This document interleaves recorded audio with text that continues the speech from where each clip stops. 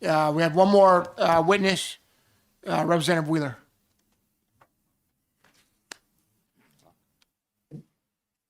Yeah.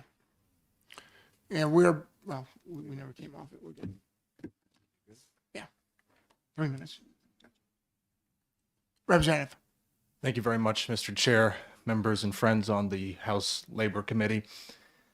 You've heard a lot today. I've been listening since 10 in the morning, and I can't imagine what it's been like to have to be here on camera since 10 in the morning. So I'll be brief, just to say that unions are an incredibly important part to the economy.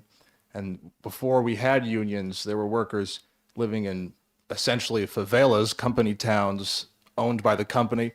And when we put in place policy, not just right to work, but other policies which restrict collective bargaining, et cetera, that hurts the economy. We heard a lot today just now also about bad economic policy and how allowing unions to do this is bad. To me, bad economic policy is hurting the unions.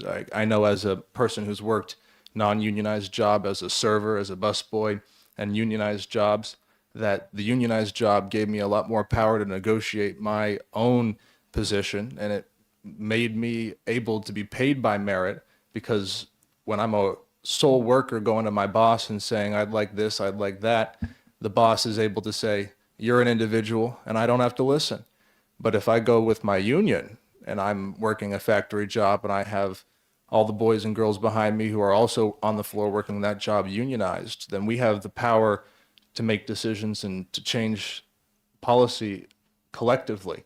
And so right to work, we've seen in every state that it's passed, has hurt people's ability to unionize. It's opened up the path for unions to be broken down and destroyed.